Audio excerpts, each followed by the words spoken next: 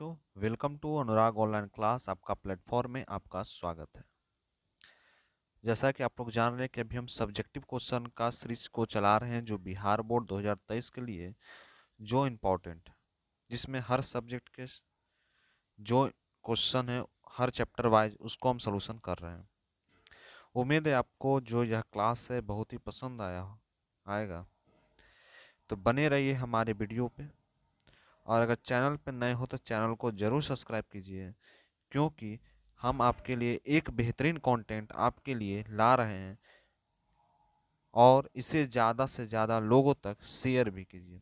चलिए आज के क्लास को स्टार्ट करते हैं। तो आज जो है साइंस का जो पहला चैप्टर, जो फिजिक्स का जो पार्ट है यानी भौतिक का जो पार्ट है, जिसका पहला जो चैप्टर है उसका हम सब्जेक्टिव से स्टार्ट कर रहे हैं। तो चलिए बने रहिए हमारे चैनल। यह जो चैप्टर है जिसका नाम है प्रकाश का परावर्तन या अपवर्तन, ठीक है, उसका सब्जेक्टिव क्वेश्चन लघुत्तरीय जो प्रश्न है जो इम्पोर्टेंट है वो आपके लिए लाया गया है। तो सबसे पहला जो क्वेश्चन बोल रहा है कि क्रांति कोण किसे कहते हैं, क्रांति कोण किसे कहते हैं यानी क्रिटिकल एंगल किसे कहते हैं। तो देखिए जानिए, एंगल आई जो होता है बराबर होता है एंगल आर का, ठीक है। एंगल आई का मतलब क्या होता है, ठीक है ना। एंगल आई का मतलब होता है एंगल ऑफ इंसिडेंस, यानी और एंगल ऑफ इंसिडेंस, इसका मतलब होता है, एंगल ऑफ इंसिडेंस का यह मतलब होता है कि किसका आपतित कोण, ठीक है ना। एंगल आई बराबर होता है आपतित कोण, आपतित आपतित कोण होता है। वही जो एंगल आर की बात करें उसको कहते हैं परावर्तित कोण, ठीक है। दो कोण होते हैं, एक आपतित कोण होते हैं, एक परावर्तित कोण होते हैं। तो सबसे पहला जो क्वेश्चन बोला है क्रांति कोण किसे कहते हैं, ठीक है। तो जानिए क्रांति कोण किसे कहते हैं। जब प्रकाश की किरण सघन माध्यम से विरल माध्यम में प्रवेश करती है, ठीक है, तो वह अभिलंब से परे हटती है, अर्थात विरल माध्यम में आपतित कोण जो बताया आपको एंगल आर, और सघन माध्यम जाती है जो आपतित कोण जो है एंगल आई।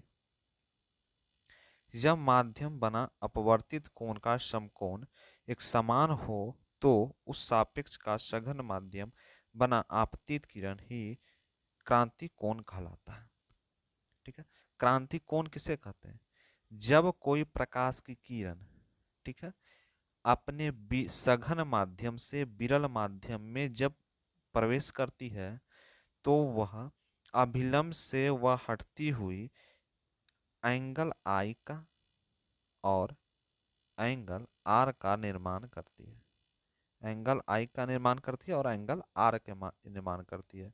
और उसी ही आपतित जो उसी ही माध्यम में जो अपवर्तित होती है, उसी माध्यम में जो अपवर्तित होती है उसे हम एक क्रांति कोण कहते हैं, यानी क्रिटिकल एंगल कहते हैं, ठीक है। नेक्स्ट क्वेश्चन है कि पारस्कोप किसे कहते हैं, पारिस्कोप किसे कहते हैं, इसका क्या उपयोग है। तो पारस्कोप एक यंत्र है जिसके द्वारा छिपी हुई वस्तुओं को देख सकते हैं। सैनिक खाइयों छिपाकर मैदान पहाड़ियों को देख सकते हैं, यानी पारिस्कोप का मतलब यह होता है कि दूर से किसी भी ऑब्जेक्ट को, किसी भी वस्तु को देखना ही पार्श्वी कहलाता है।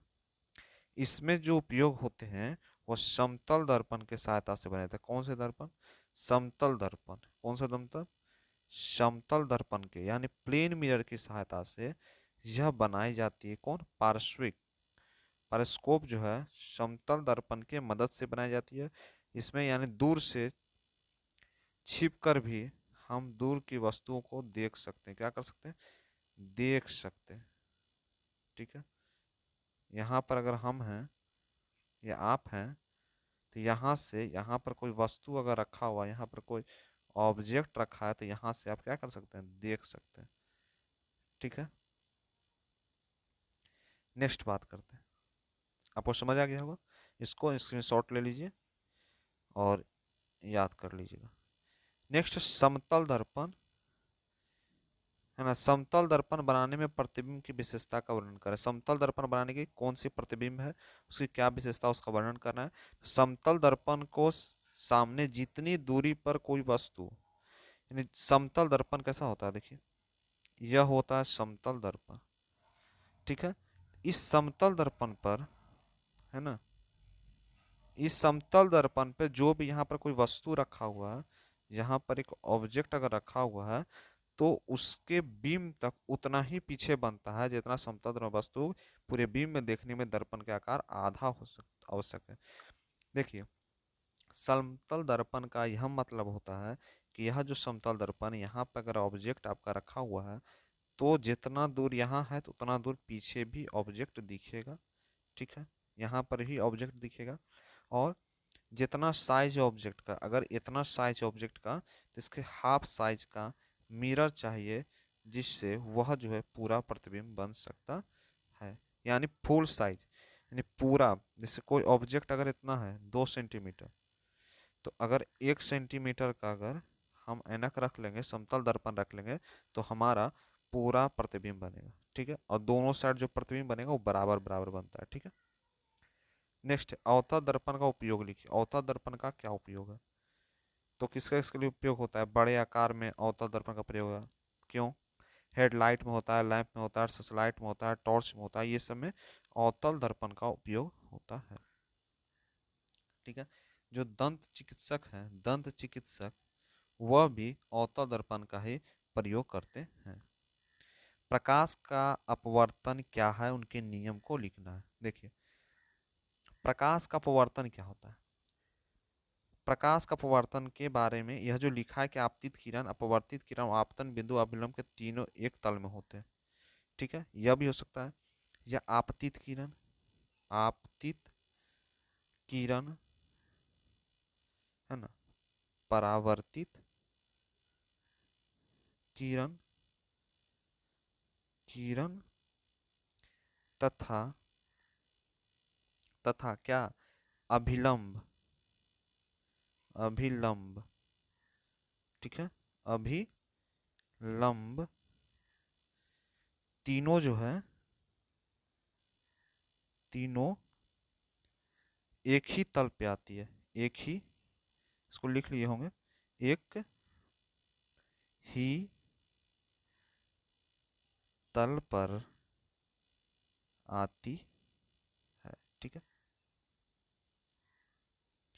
तल पे आती है, ठीक है। जैसे यहाँ पर एक मान लीजिए मिरर है, ठीक है।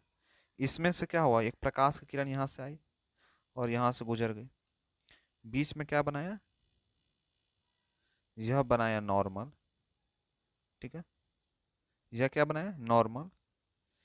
और जो यहाँ पर बात कर रहे हैं,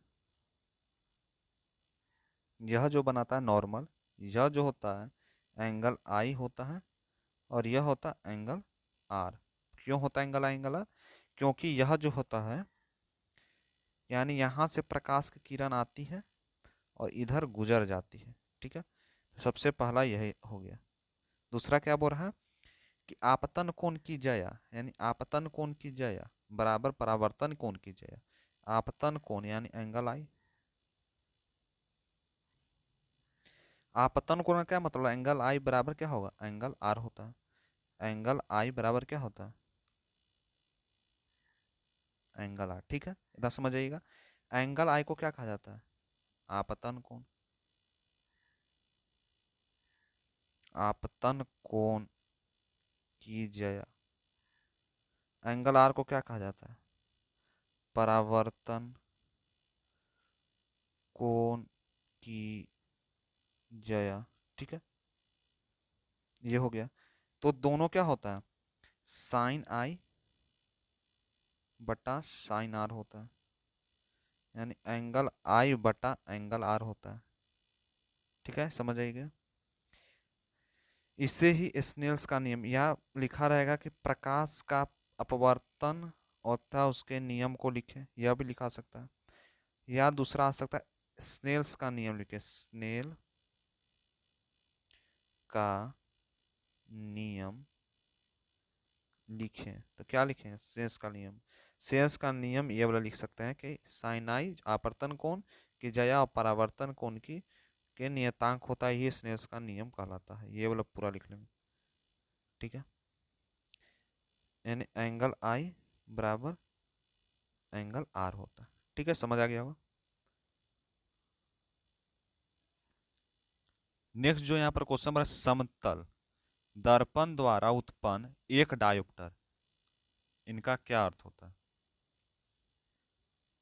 ठीक है, यह क्वेश्चन भी पूछता है। इसमें क्या है, एक समतल दर्पण द्वारा एक उत्पन्न आवर्धन +1 होता है, यानी एक आवर्धन होता है। इसका अर्थ का मतलब यह होता है कि समतल दर्पण द्वारा जिस वस्तु का प्रतिबिंब बन रहा है, समतल दर्पण, ठीक है, द्वारा जिस वस्तु का प्रतिबिंब बन रहा है, ठीक है, वस्तु का साइज समतल द्वारा बना प्रतिबिंब के साइज के बराबर होता है और धनात्मक चिन्ह यह दर्शाता है कि प्रतिबिंब सीधा तथा आभासी होता है।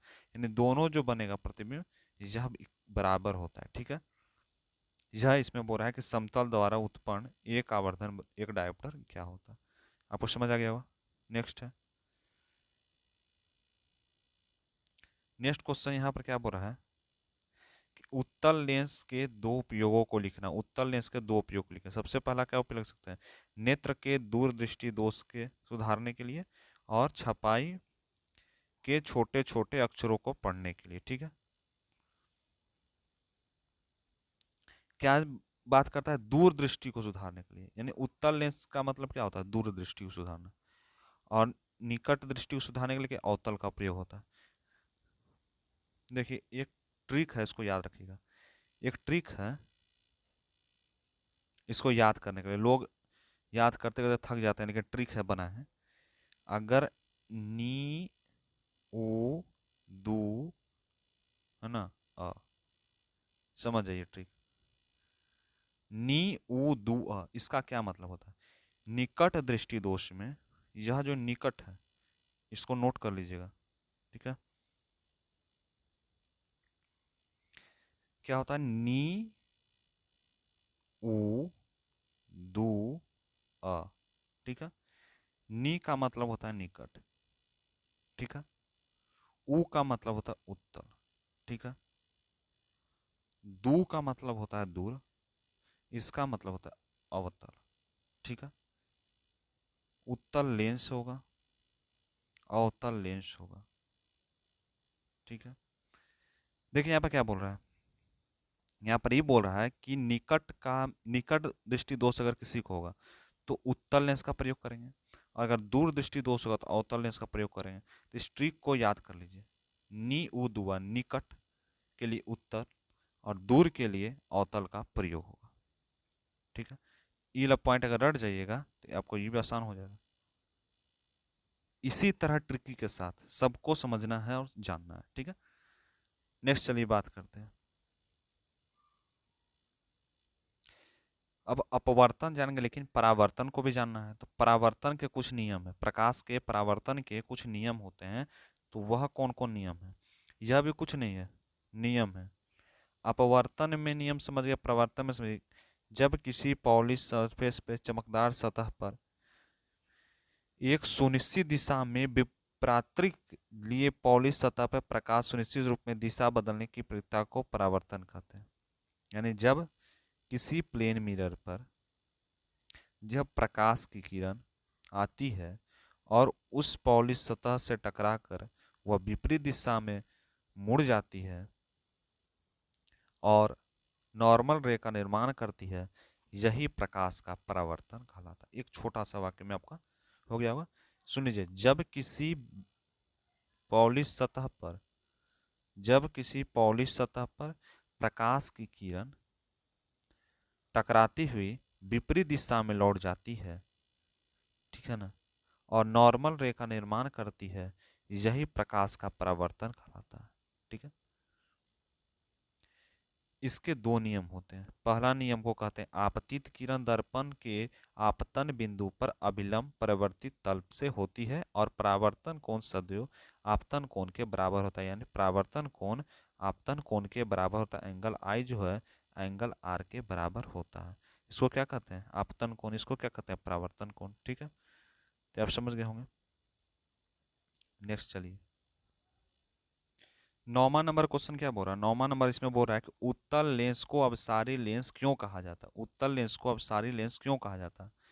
तो लिख सकते हैं इसका कि उत्तल लेंस के द्वारा अपतित समांतर किरण अपवर्तित के फलस्वरूप एक बिंदु पर मिलती है, यानी उत्तल लेंस प्रकाश के समांतर किरणों को अभिसारित करता है। अतः उत्तल लेंस के इसी गुण को अभिसारी लेंस कहते हैं। अभिसारी का मतलब यह होता है कि आपतित जब आपतित, ठीक है, समांतर किरण यानी एक समान किरण, ठीक है, एक बिंदु पर आकर मिले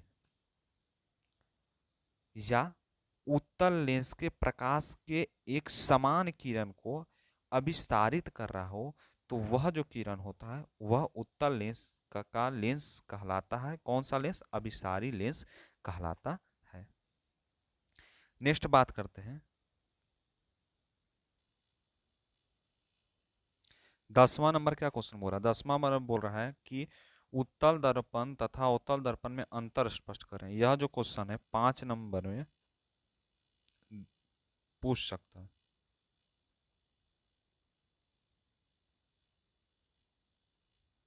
यह जो आपका 5 नंबर यह क्वेश्चन पूछ सकता है, ठीक है। 10वां नंबर इसको मान के चलिए क्वेश्चन को, ठीक है। 10वां नंबर क्वेश्चन है कि अवतल दर्पण जो है 10 नंबर इसको है, ठीक है। अवतल उत्तल दर्पण अवतल दर्पण में अंतर स्पष्ट करें, 5 से 6 नंबर में क्वेश्चन पूछ सकता है। तो इसका क्या आंसर होगा? इसमें यह होगा कि जो अवतल दर्पण है और उत्तल दर्पण दोनों के बीच का अंतर क्या होगा, ठीक है। तो इसमें परावर्तित करने के लिए चमकीला तल अंदर धंसा होता है। देखिए अवतल और उत्तल का क्या मतलब होता है? अवतल का मतलब आपको बताए थे गुफा, ठीक है, और उत्तल यानी उभरा, ठीक है। यह पार्ट इसका रिफ्लेक्टिव होता है। कौन सा पार्ट? ये पार्ट, ठीक है। इसका जो है ये पार्ट रिफ्लेक्टिव होता है, ठीक है। समझ आ गया? इसमें जो परावर्तन के लिए इसमें जो बाहर में उभरा होता है, ठीक है, इसमें वास्तविक और आभासी दोनों प्रकार का प्रतिबिंब बनता है, लेकिन उत्तल में सिर्फ आभासी प्रतिबिंब बनता है, ठीक है। इसमें प्रतिबिंब उल्टा था सीधा बनता है, इसमें प्रतिबिंब क्या होता है? सीधा प्रतिबिंब बनता है। नेक्स्ट बात करेंगे इस इसमें प्रतिबिंब जो है बड़ा छोटा वस्तु के आकार का तीनों का प्रकार का बनता है, लेकिन इसमें प्रतिबिंब छोटा बनता है। समझ आ गया? तो यह दोनों के बीच का यह डिफरेंस होता है, जो उम्मीद है 6 नंबर या 5 नंबर या दीर्घ या लघु में यह क्वेश्चन जरूर पूछ सकता है। दीर्घ में पूछे या लघु में पूछे, यह क्वेश्चन पूछ सकता है, ठीक है। नेक्स्ट बात करते हैं आपका, यह जो क्वेश्चन है जैसे उसको पढ़े क्या, उत्तल दर्पण था अवतल दर्पण, लेकिन अब क्वेश्चन यह भी पूछ सकता है कि उत्तल लेंस और अवतल लेंस में क्या अंतर होता है, ठीक है। तो देखिए उत्तल लेंस और अवतल लेंस में यह डिफरेंस होता है कि पहला जो डिफरेंस होता है बीच से मोटा किनारों में पतला पतला होता है, या क्या होता है बीच में पतला और किनारों में मोटा होता है। अब देखिए कैसे बनेगा डायग्राम, एक डायग्राम, ठीक है। यह हुआ आपका उत्तल लेंस, ठीक है। अभी क्या बना? बीच में पतला किनारों में मोटा, यानी बीच में पतला, यानी कैसा बनेगा?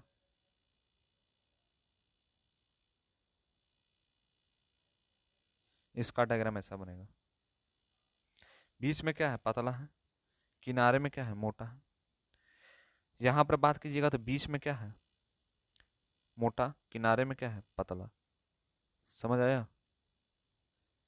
तो ये बोलता है अवतल उत्तल में कंफ्यूज नहीं होना है, ठीक है। अगर उत्तल दर्पण की बात करेंगे तो उत्तल दर्पण कैसा बनता है? अवतल दर्पण, उत्तल दर्पण जो बनेगा, देखिए,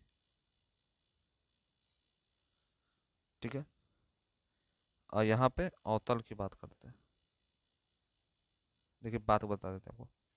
यह जो होता है यह अवतल, और यह जो होता है यह उत्तल बनता है, ठीक है। तो दोनों के बीच में आपको डिफरेंस नोट कर लीजिएगा, ठीक है। इसकी फोकस दूरी जो ऋणात्मक होती है इसका धनात्मक होती है, यानी इसका जो फोकस होता है ये पॉजिटिव होता है, इसका जो फोकस होता है वह निगेटिव होता है। समझ आइए, ठीक है।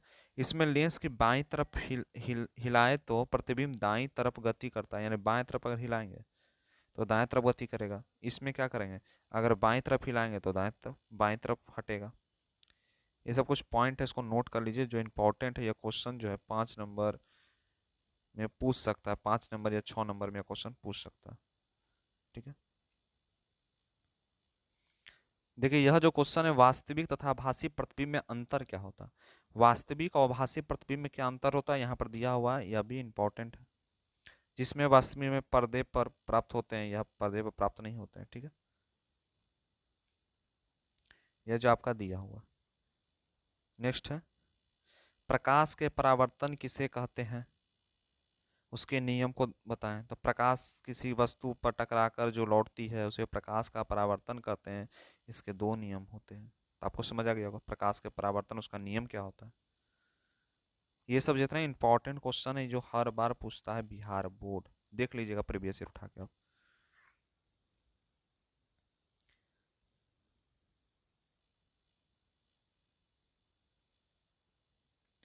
तो अपवर्तन क्या होता है, प्रकाश का अपवर्तन आप समझ गए होंगे क्या होता है अपवर्तन, ठीक है। इसको आप स्क्रीनशॉट ले लीजिए या इसको नोट कर लीजिए। अगर आपको समझ नहीं आ रहा फिर से वीडियो पॉज कीजिए, फिर से पीछे लीजिए, फिर से इसको देखिए और समझिए हर पॉइंट को। जब भी क्वेश्चन जो हर बार पूछता है कि तारे क्यों टिमटिमाते हैं किंतु ग्रह क्यों नहीं टिमटिमाते, तो तारे क्यों टिमटिमाते हैं कि ग्रह तारों की अपेक्षा बहुत समीप होते हैं। ग्रह जो है तारे की अपेक्षा बहुत ही समीप होते हैं, इस चलते वह टिमटिमाते नहीं हैं। लेकिन जो तारा है ग्रह से भी दूर होते हैं, इस चलते वह ज़्यादा टिमटिमाते हैं। अब देखिए बात करते हैं अस्थायी प्रभावी किरणें। जब अपेक्षित कम ही कमी है तो वे लगभग अस्थायी स्वरूप में चमकते हैं। तारों के कारण प्रकाश का किरण वायुमंडल में विभिन्न घटकों से गुजरने के कारण, ठीक है, विभिन्न घटक से वह गुजरते हैं तो वह विचलन होता है और प्रकाश विभिन्न अपवर्तन को टिमटिमाते नजर आते हैं। यह जो होता है वायुमंडल अपवर्तन के कारण, वायुमंडलीय अपवर्तन के कारण होता है, अपवर्तन के कारण यह काम होता है। समझ आ गया होगा। ये क्वेश्चन जो भी आया ये क्वेश्चन हर बार पूछता है, तारे क्यों टिमटिमाते हैं लेकिन ग्रह क्यों नहीं टिमटिमाते। यह जो है जो चैप्टर जानेंगे पढ़ेंगे लोग समझेंगे, यह नेक्स्ट चैप्टर है जिसका नाम है मानव नेत्र एवं रंग बिरंगा संसार, human I and colourful world से। इसका सबसे पहला जो क्वेश्चन बोला, दो आंखों की क्या उपयोगिता है, दो आंख की क्या उपयोगिता है। तो दो आंखों की देखने की उपयोगिता निम्न है। सबसे पहले क्या है कि वस्तु की दूरी का अंदाजा ठीक लगाया जा सकता है, वस्तु त्रिदाशी का प्रभावी ठीक से प्राप्त किया जा सकता है और दोनों आंखों दूसरे 1 सेकंड में एक भाग में आराम देती है। मैंने एक चीज को देख रहे हैं तो दूसरा आंख उससे आराम देती है, ठीक है। नेक्स्ट क्वेश्चन, दूरदृष्टि दोष से आप क्या अभिप्राय है और इस दोष का निवारण किस प्रकार किया जा सकता है। तो सबसे इसका सही आंसर होगा कि इस दृष्टि दोष से नेत्र जो है निकट की वस्तु को स्पष्ट नहीं देख सकता है और स्थित में प्रतिबिंब दृष्टि पटल के पीछे बनता है और दृष्टि दीर्घ दृष्टि में एक निकट बिंदु होता है। दूर दृष्टि दोष हो जाएगा जिसको, तो वह जो है निकट की वस्तु को नहीं देख सकता। इसके लिए उत्तल लेंस का प्रयोग होता है और प्रतिबिंब दृष्टि पटल पे मदद करता है। तो उत्तल लेंस दू उ नी अ, दूर के लिए उत्तल, निकट के लिए अवतल का प्रयोग यहाँ पर किया गया है। आपको यहाँ पीछे भी ट्रिक बताएं कि नी उ दू अ, ठीक है, सॉरी दू है ना, उ नी अ, समझ आ गया होगा। चलिए नेक्स्ट बढ़ते हैं, प्रकाश का वर्ण विक्षेपण किसे कहते हैं। तो प्रकाश का वर्ण विक्षेपण किसे कहते हैं, जब प्रिज्म से कोई भी प्रकाश गुजरती है पुंज गिरता है तो 7 रंग विभक्त होता है, जिसका नाम होता है भाइग्रो, बैजनी अपिनाला। ठीक है, यानी नीला, हरा, पीला, ऑरेंज, लाल जैसे 7 कलर में जब विभक्त हो जाते हैं वही प्रकाश का वर्ण विक्षेपण कहलाता है, जिसको वर्णक्रम के लिए भाइग्रो नाम से इसको देखा गया है, इससे इसको जाना जाता है। यह भी क्वेश्चन इंपॉर्टेंट कि समंजन क्षमता को परिभाषित कीजिए। तो समंजन क्षमता किसको 4 डायोप्टर होता है, और समंजस मानव नेत्र का जो युवा वयस्क का समंजन क्षमता जो होता है 25 सेंटीमीटर होता है। तो यहाँ पर उसका है लिखा हुआ है। ठीक है, नेक्स्ट बढ़ते हैं, जरा दृष्टि दोष और दीर्घ दृष्टि दोष में क्या अंतर होता है। यह भी क्वेश्चन VVI है, हर बार पूछता है, जरा और दीर्घ दृष्टि दोष में क्या अंतर होता है।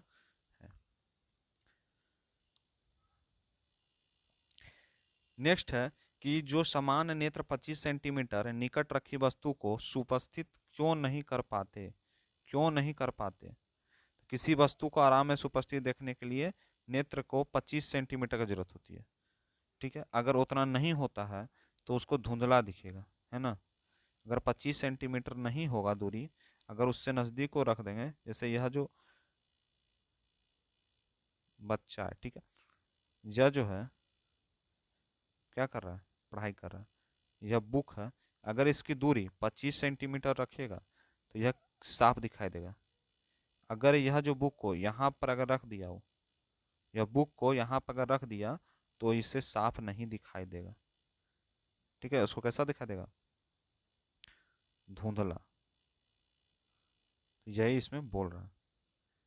नेक्स्ट बात करते हैं कि तारे क्यों टिमटिमाते हैं। तो तारे का टिमटिमाना क्या कारण है कि वायुमंडलीय जो प्रकाश का जो क्या होता है अपवर्तनांक के माध्यम से, जो वायुमंडल में जो उपस्थित है प्रकाश की किरण, तो वहां से गुजरता है। कहाँ से गुजरता है भाई, अपवर्तनांक से जब गुजरता है तो उस गुजरने के कारण तारे जो है टिमटिमाने लगते हैं।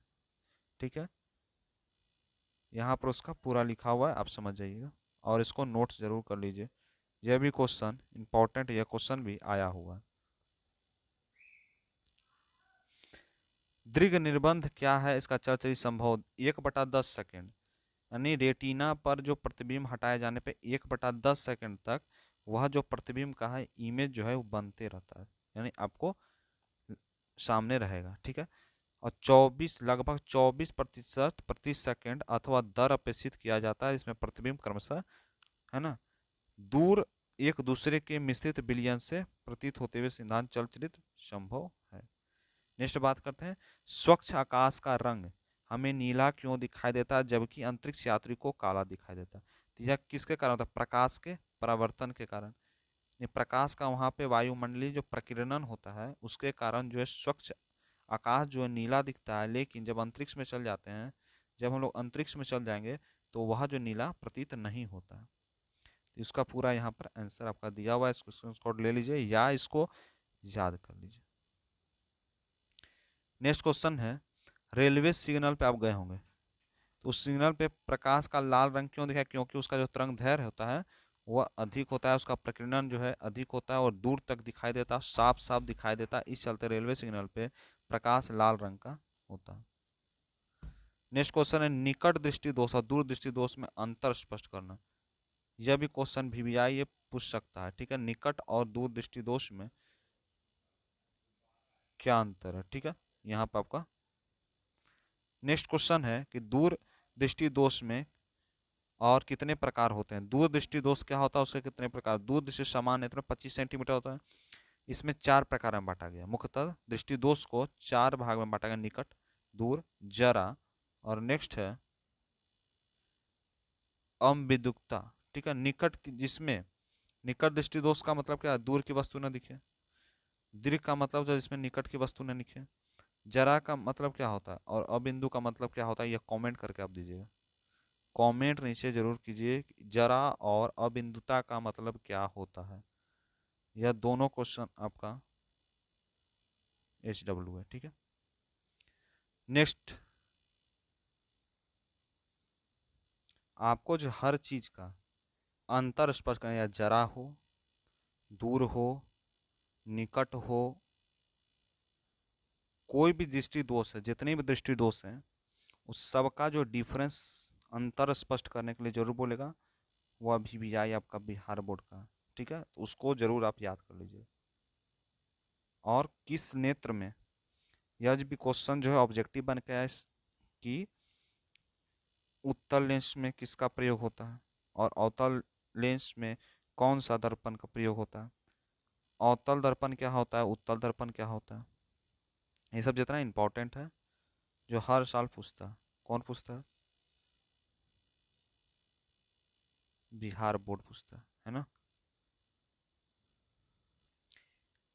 एक और क्वेश्चन आपके लिए लाएंगे, टिंडल से क्या प्रभाव है और मोतियाबिंद क्या होता है। ठीक है, ये दोनों क्वेश्चन को आप स्क्रीनशॉट ले लीजिए और इसको याद कर लीजिए, क्वेश्चन भी आई है, आने की संभावना है।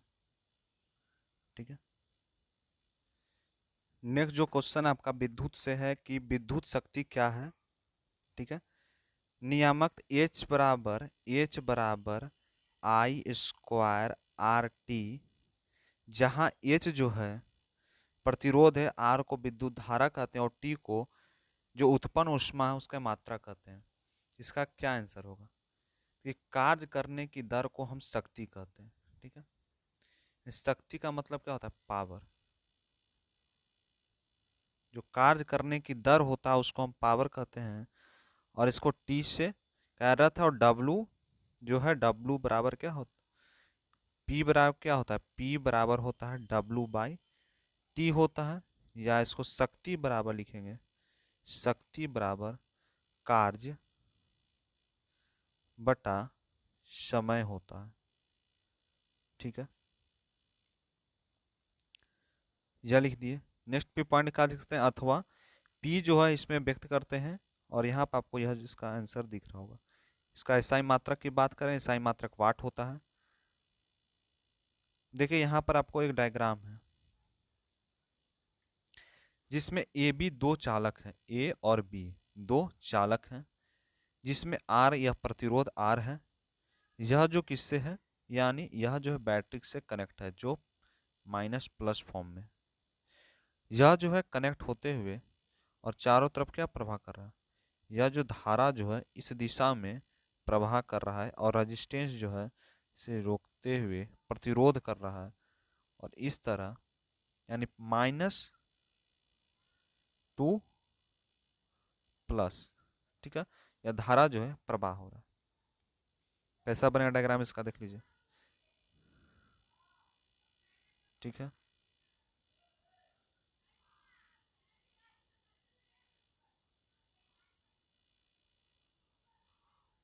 ना। यह जो हुआ आर हुआ, यह क्या हुआ? आर हुआ। यह जो है यहाँ पर एक धारा जा रहा है जिसका ए नाम है, और जो यहाँ पर जा रहा है इसका बी नाम है। इसको कहा जाता है कुंजी। क्या कहा जाता है? कुंजी। कुंजी का मतलब क्या होता है? की। ठीक है, यह जो है इसको कहते हैं बैटरी, या माइनस और प्लस टर्म का, या बैटरी। आपको समझ आ गया होगा। जिसमें ए भी एक अचालक है, जिसमें आर प्रतिरोध, जिसमें सीरो का विभवांतर भी है, और तार जो है टी समय से आई बराबर क्यू बाई टी, आई बराबर क्यू बाई टी। क्यू जो इसमें करंट है, टी यानी टाइम है, आई यानी धारा है।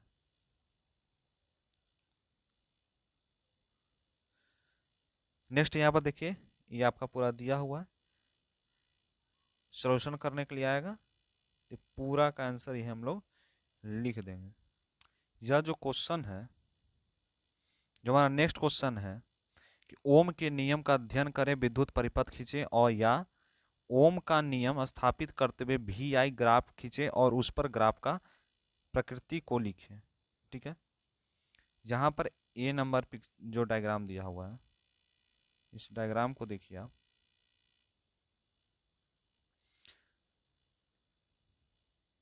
इसमें जो है एक वोल्ट मीटर है, एक वोल्ट मीटर है, एक प्रतिरोध है जिसको आर से डिनोट करते हैं, यह प्रतिवर्ती धारा है यानी आई है। ठीक है, इसको हम कुंजी कहते हैं, जो आपको हम बताएं। यह बैटरी से कनेक्ट होते हुए ए मीटर इसमें लगा हुआ है, यानी पॉजिटिव टू नेगेटिव यह ट्रांसफर कर रहा है, और वोल्ट मीटर इसको मेजर करके दे रहा है। वोल्ट मीटर किसको मेजर करता है? तो वोल्ट मीटर की जब बात आएगी तो वोल्ट मीटर जो है वोल्ट मीटर, यह जो है वोल्टेज को मेजर करके देता है। किसको मेजर करके देता है? वोल्टेज को मेजर करके देगा। इसका लोगो की बात करें तो भी होता है, जिसका मतलब होता है वोल्ट मीटर। ठीक है, इसका यहाँ पर आपका उसका डिफिनेशन यहाँ पर आपको दिया हुआ, इसका पूरा जो डिफिनेशन है यहाँ पर दिया हुआ। अब ग्राफ की बात करते हैं। ठीक है, जब ग्राफ की बात आएगी तो ग्राफ में जो है यह जो है वोल्टेज है। ठीक है, वोल्टेज का ग्राफ बन रहा है, यानी यहाँ पर क्या 1 एम्पियर का है वोल्टेज, यानी एक्स वाई ग्राफ है, जिसमें यह जो ग्राफ दिख रहा है आपको, यह जो ग्राफ आपका दिख रहा होगा जो ऐसा जा रहा है, यह जो पॉइंट बन रहा है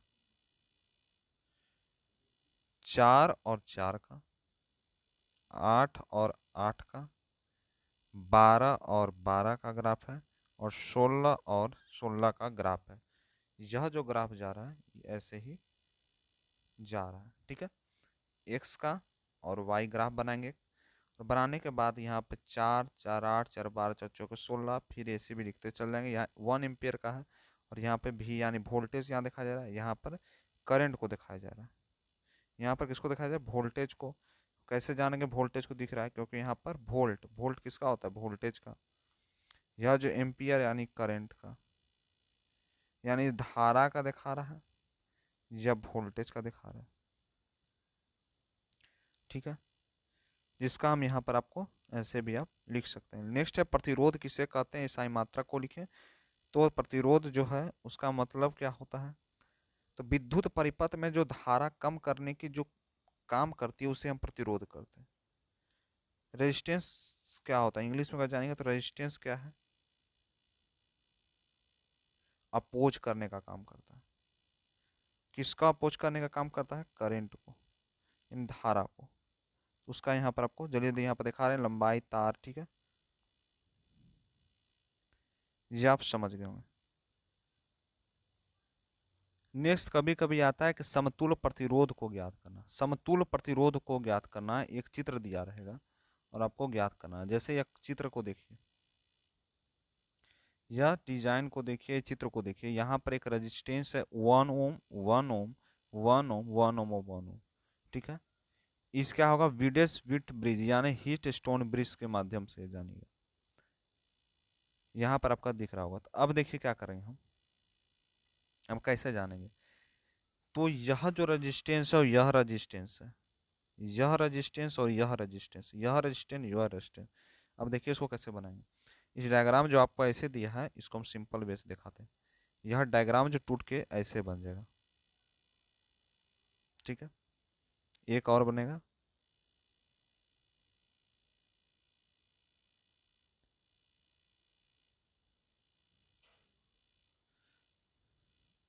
इसका नाम ए होगा, इसका नाम बी होगा। ठीक है, इसमें दिया है 1 ओम, यह भी दिया है 1 ओम, यह भी है 1 ओम, यह भी है 1 ओम।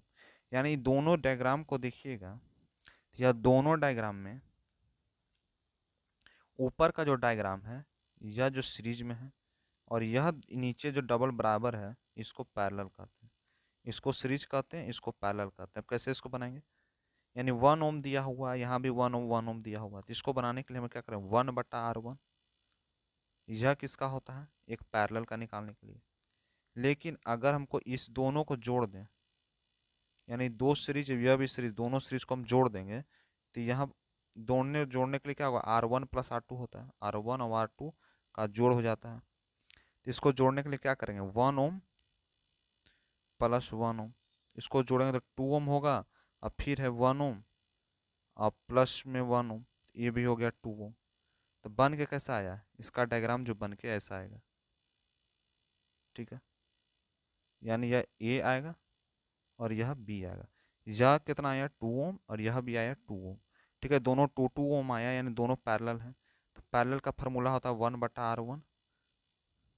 आर इक्विवेलेंट बराबर क्या होता है? 1/R1 + 1/R2 लिख देंगे। ठीक है, कितना है? दोनों का 2 2 ओम आया, यानी 1/R इक्विवेलेंट बराबर हो जाता है 1/2 + 1/2, यानी दो नीचे एलसीएम ले लेंगे, दो दो का अथी करेंगे, तो यहाँ का 1 + 1 यानी बराबर में 2/2 आ जाएगा, यानी 1, और रेजिस्टेंस निकालने के बाद रेजिस्टेंस का सिंबल होता है ओम। इसका सही आंसर आएगा जी 1 ओम।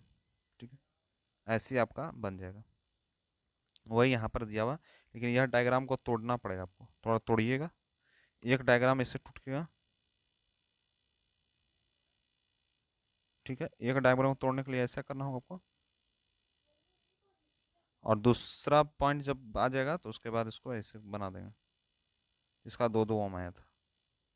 उसके बाद आपको यह वाला सोल्यूशन करना है।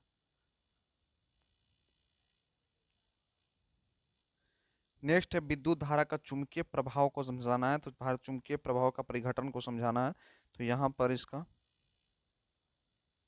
आंसर आपके सामने उपलब्ध। ठीक है, अब इसका जो बनेगा डायग्राम यहाँ पर ऐसा बन जाएगा,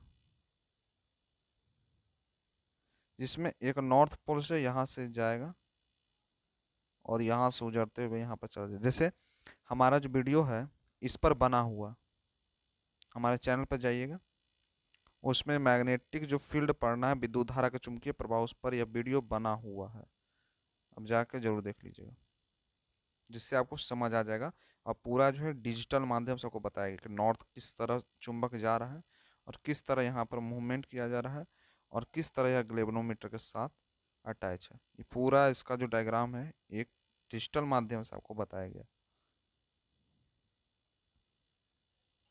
नेक्स्ट है घरेलू जो विद्युत परिपथ है, वो एक परिपथ का व्यवस्थित आरेख खींचना है। ठीक है, तो ऐसे लिख देंगे कि घरेलू विद्युत पर 3 तार, जीवित तार लाल तार होता है, एक उदासीन तार होता है, उदासीन तार को काला रंग कहते हैं, वही भू संपर्की तार को हरे रंग कहते हैं। ठीक है, जो 5 मीटर गाड़ी, जो लगभग 5 मीटर गड़ी होती है, कौन तार, जो जमीन के भू संपर्कीय तार होती हैं, जिसको हम कहते हैं क्या, हरे रंग से दर्शाते हैं। ठीक है, परिपथ में 15 एम्पियर और 5 एम्पियर बह जाता है, जिसमें परिपथ में हीटर, रेफ्रिजरेटर, विद्युत इस्त्री का काम यहाँ पर होता है।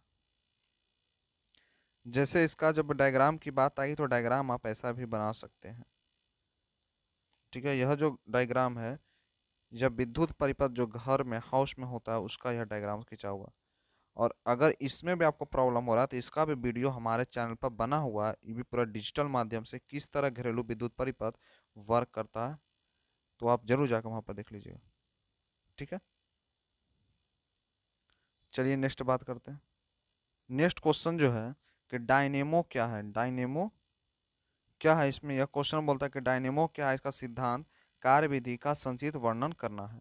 तो डायनेमो जो है एक युक्ति रहता है जिसमें कुंडल है ABCD, मान के चलिए कुंडल है, ये कुंडल क्या है ABCD, एक कुंडल है। ठीक है, इसमें एक प्रबल नाल चुंबक है जो ध्रुव के बीच क्षेत्रीय चुंबक में घूर्णन कर रहा है। यानी जो एक मान लीजिए कि यह एक मैग्नेट है। ठीक है, और कौन सा मैग्नेट है, इलेक्ट्रिक मैग्नेट है, और यह क्या है, दो नाम से बन रहा है। यानी यह जो मैग्नेट है ABCD 4 नाम का यह बना हुआ, एक तार है खींचा हुआ, एक कुंडली से गुजर रहा, जिसमें नाल चुंबक। अब नाल चुंबक कैसा होता है, देखिए प्रबल एक नाल चुंबक ध्रुवों के एक क्षैतिज पर चुंबक के घूर्णन कर रहा है, तो वह घूर्णन दिशा जो होगी वह किस तरह होगी, यहाँ पर आपको दिख रहा होगा, ये पूरा आपका है। देखिए यहाँ पर आपको दिखा रहे हैं, जैसे यहाँ पर एक क्या है, एक चुंबक है जिसमें नॉर्थ पोल है, एक साउथ पोल है, जो AB मैग्नेट से जो क्या कर रहा है B यानी बल्ब, और यहाँ धुरी पर घूम रहा है, यानी यहाँ पर जो है मूवमेंट करता है, यहाँ पर क्या करता है, मूवमेंट कर रहा है। तो जो मूवमेंट कर रहा है तो यहाँ पर क्या बल्ब जल रहा है, यानी चुंबक के कारण यहाँ पर क्या बल्ब का जलना। यानी ABCD एक कुंडली है, कुंडली का नाम क्या है ABCD। देखिए यहाँ पर लिखा हुआ, एक A कुंडली है, एक B कुंडली है, एक C कुंडली, एक D कुंडली है। तो 4 कुंडली दिया हुआ है जिसमें यह कनेक्ट होकर के यह ध्रुव वर्क कर रहा है और बल्ब क्या हो रहा है, जल जा रहा है। ठीक है, देखिए यहाँ पर क्या है, ABCD एक कुंडल होता है, ABCD क्या है, कुंडल है, NS क्या एक नाल चुंबक होता है, और R1 R2 विभक्त बल होता है, वही कार्बन ब्रश B1 और B2 होता है। समझ आ गया होगा। और वीडियो जो हमेशा 10:30 बजे दिन में अपलोड होता है। ठीक है, तो ये आप ध्यान रखिएगा। अगर पसंद आ रहा है तो सब्सक्राइब तो ज़रूर कर लीजिए। क्या कि आपके लिए इम्पोर्टेंट क्वेश्चन बिहार बोर्ड के लिए लाया जा रहा है और जो आपके लिए बहुत ही इम्पोर्टेंट होगा। नेक्स्ट है कि चुंबकीय क्षेत्र रेखाएं क्या होती है। ठीक है, चुंबकीय क्षेत्र रेखाएं क्या होती है? तो चुंबकीय क्षेत्र रेखाएं वे रेखाएं जिसमें अनुदित लोह चूर्ण स्वयं सरेख होते हैं और चुंबकीय क्षेत्र रेखाओं का निरूपण करते हैं। यानी लोह का चूर्ण या लोहा का चूर्ण जब उसमें आके मिल जाए तो वह चुंबकीय क्षेत्र का निर्माण करता है। ठीक है, यानी चुंबक में दो ध्रुव होते हैं। एक चुंबक ले लीजिए, इस चुंबक में दो ध्रुव होते हैं, एक को नॉर्थ कहते हैं, एक को साउथ कहते हैं। ठीक है, ये कहते हैं चुंबक में दो ध्रुव होते हैं, एक नॉर्थ होते हैं, एक साउथ ध्रुव होते हैं। तो जो क्या करते हैं, जितने भी पत्थर हैं, जितने भी कंकड़ हैं, लोहे का कण है, जितने भी लोहे का कण उसको अपने तरफ क्या करते हैं, अट्रैक्ट करते हैं। यह चुंबकीय क्षेत्र का निर्माण करते हैं, यानी चुंबक क्षेत्र का एक निर्माण करते हैं जिसे हम चुंबकीय क्षेत्र रेखाएं कहते हैं।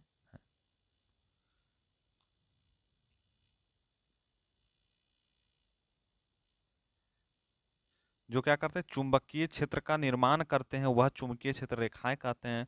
और जब छोटे छोटे कण जो होते हैं क्या रहते हैं, आपस में आते हैं और एक चुंबक में आकर सट जाते हैं, तो वही होता है चुंबकीय क्षेत्र रेखाएं का निर्माण करते हैं।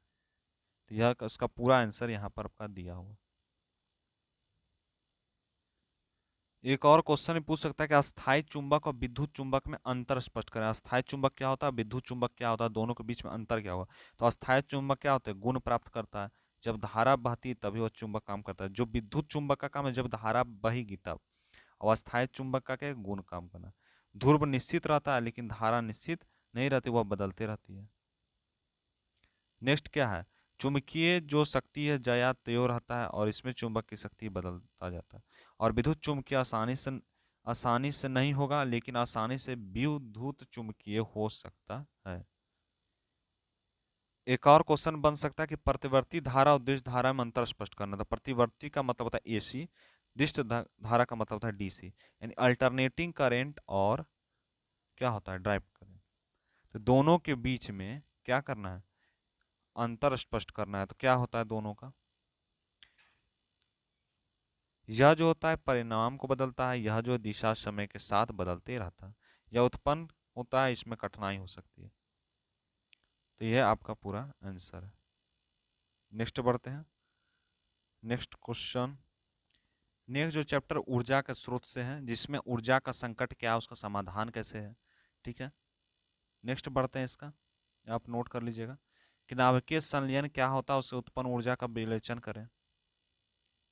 ठीक है, नेक्स्ट क्वेश्चन आपके लिए है, ऊर्जा स्रोत के रूप में जीवाश्म ईंधन और सूर्य की तुलना कीजिए, जिसमें अंतर स्पष्ट करना है। जीवाश्म ईंधन क्या होता है, सूर्य क्या होता है, दोनों के बीच में अंतर स्पष्ट आपको करना था। भूतापीय ऊर्जा क्या होता है, और नवीकरणीय और नवीकरणीय ऊर्जा, यानी जो वैसी ऊर्जा जिसको हम क्या कर सकते हैं, फिर से हम यूज कर सकते हैं, वह क्या होता है, अनवीकरणीय। जिसको हम फिर से यूज नहीं करते वो नवीकरणीय। ठीक है, सोलर कुकर और उसका उपयोग को क्या क्या लाभ है, हानियां क्या है, क्षेत्र क्या है, सोलर कुकर में सीमित उपयोगिता क्या है, यहाँ पर आपका दिया हुआ। जीव मात्रा और ऊर्जा स्रोत के रूप में विद्युत तुलना कीजिए, जिसमें अंतर स्पष्ट करना है आपको। तो यहाँ पर इसका आंसर पूरा दिया। ऐसे दो सूत्र का नाम बताइए जिसके लिखने के लिए नवीकरणीय मानते हैं और अपने चयन के लिए तर्क दीजिए। नेक्स्ट, अस्पष्ट पवन ऊर्जा और विद्युत ऊर्जा किस प्रकार उत्पन्न किया जाता है, यहाँ पर आपका दिया। ये सब जितना वीडियो बना हुआ है चैनल पर जाकर जरूर देख लीजिए, सब इंपॉर्टेंट है। ये आपको दिख रहा होगा। ऊर्जा की बढ़ती मांग को पर्यावरण परिणाम क्या है, ऊर्जा के खपत के काम का उपाय बता दीजिए। जियो गैस और बायोगैस में क्या है, यह भी आ सकता है क्वेश्चन। तो यह क्वेश्चन को भी आप याद कर लीजिए, स्क्रीनशॉट ले लीजिए। नेक्स्ट जो है संस्कृत का तो आपका हो गया था, और हम लोगों ने इंग्लिश को किया, उसके बाद सब ऑब्जेक्टिव सेशन हो किया, वही सब्जेक्टिव में बात करेंगे। तो सब्जेक्टिव में आपका संस्कृत का हो गया और उसके बाद इंग्लिश का भी हो गया, और देखते ही देखते भौतिक का भी आपका हर चैप्टर वाइज क्वेश्चन हो गया। अब बात करते हैं रासायनिक का। तो सबसे पहला चैप्टर जिसमें है उसका सही, इसका पहला क्वेश्चन क्या है, यह भी क्वेश्चन हमेशा पूछता है कि लोहे की वस्तुओं को हम पेंट क्यों करते हैं। लोहा के जो वस्तु है उसको पेंट क्यों करते हैं, क्योंकि इसकी जो ऊपरी भाग छुप जाए। कैसी भाग, जो पेंट करने में लोहा के जो पदार्थ की जो ऊपरी भाग होती है वह छिप जाती है, या वायु में आप सीधे संपर्क में नहीं आते हैं जिससे जंग लग जाता है, इसलिए पेंट करने में लोहे इस पदार्थ का जंग लगा से बचा सकते हैं। इस चलते हम लोहे की वस्तु को पेंट करते हैं। नेक्स्ट, तेल एवं वसायुक्त खाद्य पदार्थों में नाइट्रोजन से क्या प्रभावित क्यों किया जाता है, क्योंकि तेल और वसायुक्त खाद्य पदार्थ है वायु रोधक बर्तनों को रखने में उपचयन में धीमी गति हो जाती है, और तेल वसायुक्त पदार्थ का नाइट्रोजन में इसलिए युक्त किया जाता है ताकि इसमें उपचयन न हो सके। नेक्स्ट क्वेश्चन है कि कॉपर सल्फेट में विलियम के जो लोहे हैं उसके टुकड़ों को जब डालते हैं विलियन का रंग क्यों बदल जाता है, क्योंकि बदल जाता है, क्यों बदल जाता है, क्योंकि Fe प्लस CuSO4 क्या आता है, FeSO4 प्लस Cu होता है, जो यहाँ पर लिखा हुआ आपको। तो जब लोहे के कील में कॉपर सल्फेट का विलयन को डुबाया जाएगा तो भूरे रंग में हो जाता है। जब लोहे के सल्फेट, जब Fe को किसमें डुबाया जाएगा, विलयन के सल्फेट में डुबाया जाएगा तो वह भूरे रंग का हो जाता है। लोहे कॉपर सल्फेट में घोल में ही कॉपर का विस्थापित कर देता है। नेक्स्ट क्वेश्चन, मतलब उत्प्रेरक से आप क्या समझते हैं, तो यहाँ पर आपका दिया हुआ कि उत्प्रेरक से आप क्या समझते हैं। ठीक है, इसको स्क्रीनशॉट आप ले लीजिए। नेक्स्ट बढ़ते हैं, वायु में जलने से पहले मैग्नीशियम रिबन को क्यों साफ किया जाता है, क्योंकि वह सफेद रंग की मैग्नीशियम ऑक्साइड का परत जम जाता है उस चलते तो क्या। नेक्स्ट है, प्रतिस्थापन अभिक्रिया क्या है, का उदाहरण लिखिए। ठीक है, नेक्स्ट है, वियोजन अभिक्रिया से आप क्या समझते हैं, आपको पता चल गया होगा। फिर संतुलित रासायनिक समीकरण क्या है, रासायनिक समीकरण का संतुलित करना क्यों आवश्यक है, और उष्मा छेपी उष्मा शोषी अभिक्रिया क्या है, यह आपका दिया हुआ। ठीक है, और फिर है कि अवशेषण अभिक्रिया से आप क्या समझते हैं उसका उदाहरण देकर समझाएं। ठीक है, उदाहरण देकर आपको समझाना है। चलिए नेक्स्ट बढ़ते हैं क्वेश्चन की ओर। नेक्स्ट जो क्वेश्चन है कि बुझे हुए चूने में विलयन का उपयोग दीवारों की सफेदी करने के लिए क्यों होता है, यह भी क्वेश्चन है, यह भी क्वेश्चन इंपॉर्टेंट क्वेश्चन है। चलिए नेक्स्ट बढ़ते हैं। नेक्स्ट चैप्टर है अम्ल क्षार और लवण। अम्ल क्षार लवण से, तो अम्ल किसे कहते हैं, यह क्वेश्चन आ सकता है। अम्ल किसे कह सकते हैं, क्षार क्या होता है, यानी क्षार किसे कह सकते हैं। नेक्स्ट है कि लवण किसे कह सकते हैं, और अम्ल जलीय विलयन क्यों विद्युत का चालन करता है। अम्लीय और भस्मीय मूलक क्या होता है, उदाहरण के साथ समझाना है इसमें। ठीक है, सोडियम हाइड्रोजन कार्बन NaOH3 का दो उपयोग को लिखना है। लिटमस विलयन के बारे में आप क्या जानते हैं, यह लिखिए।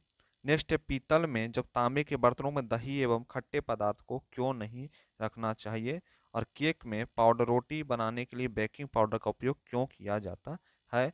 ब्लीचिंग पाउडर में क्या विधि या क्या उपयोगिता है, यहाँ पर आपका दिया हुआ है। ब्लीचिंग पाउडर क्या काम होता है, लॉन्ड्री में कपड़े को साफ करने के लिए, पीने के लिए जल जीवाणु को मुक्त अवस्था या रोगाणुशक करने के लिए इसका होता है। नेक्स्ट है, धोबिये सोडा और बेकिंग सोडा में अंतर स्पष्ट करना। धोबिये सोडा क्या होता है, बेकिंग सोडा क्या, दोनों के बीच में अंतर स्पष्ट यहाँ पर आपको दिख रहा हो। मेरा इतना स्पीड से बढ़ाने का ही कारण है कि ज़्यादा से ज़्यादा क्वेश्चन इस वीडियो में सोल्यूशन हो जाए, जिससे आपको जो है सिर्फ देखकर पढ़ने में आसानी हो। नेक्स्ट क्वेश्चन, हाइड्रोक्लोरिक अम्ल की उपयोगिता को लिखना है। तो इस्पात की सफाई करने के लिए, एमोनिया क्लोराइड बनाने के लिए, औषधियों का निर्माण करने के लिए, और सौंदर्य प्रदर्शन के लिए जो आजकल जो हम लोग क्रीम लगाते हैं ना, वह हाइड्रोक्लोरिक अम्ल से ही उपयोग होकर बनता है। सोडियम हाइड्रोजन के कुछ उपयोगों को लिखना है। ठीक है, अब धातु अधातु से करेंगे। तो धातु किसे कहा जाता है, धातु और रसायनों के गुणों को लिखें। अधातु के दो गुण कर्मों को लिखना है। उसके बाद कौन से धातुएं आसानी से संचायित किए जा सकते हैं, धातुओं का प्रकीर्णन का से क्या तात्पर्य है, ऐसा धातु जिसका उदाहरण दीजिए जिसमें कमरे के ताप पर द्रव हो, चाकू से आसानी कटे और ऊष्मा की अच्छा चलता हो और ऊष्मा की कुचलता होता हो। मिश्र धातु क्या है, तांबे मिश्र धातु के दो उदाहरण को लिखना है। धातुएं के विद्युत सुचालक क्यों होती है और संयोजकता से आप क्या समझते हैं, और आघातवर्ता तन्य का अर्थ क्या होता है। कार्बन तथा उसके यौगिक का वर्णन करना है, जिसमें कार्बनिक यौगिक का कुछ गुणों को लिखना है। उसके बाद है क्या, कार्बनिक यौगिक की संख्या इतनी अधिक क्यों, कार्बन के 4 यौगिक का नाम लिखना है। फिर कार्बन यौगिक तीनों रासायनिक गुणधर्मों का उपयुक्त रासायनिक अभिक्रिया के साथ उल्लेख करना। ठीक है, कार्बन के 2 गण धर्म कौन से हैं और इसके का चारों कार्बन के विशेष संख्या को दिखाई जाती है। कार्बन के कितने अवरूप होते हैं और कौन से कठोर और मुलायम होते हैं। नेक्स्ट क्वेश्चन है कि कार्बनिक यौगिक में क्वथनांक और गलनांक कम है, लेकिन प्रकृति के बारे में क्या सकते हैं, और आप डिटेन का उपयोग बताएं, और जल कठोर होता है या नहीं। समजातीय श्रेणी क्या होता है, यह भी क्वेश्चन इंपॉर्टेंट है कि समजातीय श्रेणी क्या होता है, जिसमें CH4, C2H6, C3H8 होते हैं, जिसमें क्रमवार समुद्र में CH2-CH2 का अंतर होता है। नेक्स्ट है समवयता किसे कहते हैं, उसका उदाहरण से यहाँ पर बताना है। तो ये है आपका, ठीक है, समवयता किसे कहते हैं, यह भी क्वेश्चन इंपॉर्टेंट क्वेश्चन। अब जो है केमिस्ट्री का जो लास्ट चैप्टर है, रसायन का जो लास्ट चैप्टर है, जिसमें न्यूलैंड के अष्टक सिद्धांत सीमाएं क्या होती है। ठीक है, यह क्वेश्चन भी इंपॉर्टेंट है। तत्वों के आवर्त वर्गीकरण में परमाणु द्रव्यमान की संख्या अपेक्षित परमाणु के संख्या के उच्चतम आधार पर क्यों होते हैं। नाइट्रोजन परमाणु 7 होते हैं, तो इसमें आवर्त सारणी में 15 के तत्व होते हैं, तो दोनों तत्वों में इलेक्ट्रॉन विन्यास लिखिए, इसमें से कौन सा तत्व अधिक गुण धर्म का होता है। तत्वों का वर्गीकरण को समझाना है, तो वर्गीकरण को समझाना, जिसमें वर्ग और आवर्त के बारे में आता है। आवर्त क्या होता है, आवर्त वर्ग का मतलब होता है आवर्त सारणी के ऊर्ध्वाधर बने खड़े कलाम समूह वर्ग कहलाते हैं, और आवर्त सारणी के क्षैतिज कॉलम को हम आवर्त कहते हैं। धनायन का आकार और परमाणु से कम क्यों होता है, व्याख्या करना है। और न्यूलैंड्स के अष्टक नियम को लिखें, यह भी क्वेश्चन इंपॉर्टेंट है। नेक्स्ट क्वेश्चन बोलता है तत्वों के वर्गीकरण को डायनमो डाइबेराइनर के क्या आधार थे, और आवर्त के बाईं और दाईं इलेक्ट्रॉन ग्रहण करने में परिवर्तित क्या होते हैं। वही बात करेंगे कि तत्वों के इलेक्ट्रॉनिक विन्यास आधुनिक आवर्त सारणी में स्थित है, क्या संबंध होता है, और मेडविल के आवर्त सारणी का विसंगतियों को लिखना है यहाँ पर, और वही मेडलिप का वर्गीकरण किस आधार पर किया जाता है, यह भी क्वेश्चन एक इंपॉर्टेंट। बायोलॉजी का फर्स्ट चैप्टर जैव प्रक्रम से यह क्वेश्चन है, उत्सर्जन क्या है, उत्सर्जन कितने भाग में बांटा गया है, इससे क्या संबंधित रचनाओं को सूचीबद्ध करना है, तो यह इसका आंसर दिया हुआ। नेक्स्ट चलिए, पर पोषण किसे कहते हैं, यह भी क्वेश्चन इंपॉर्टेंट है। नेक्स्ट बात करते हैं पोषण, पोषण क्या है, इसके विभिन्न चरणों को कौन कौन से। पोषण, पोषण की आवश्यकता परिस्थितियों को यहाँ पर दर्शाना है।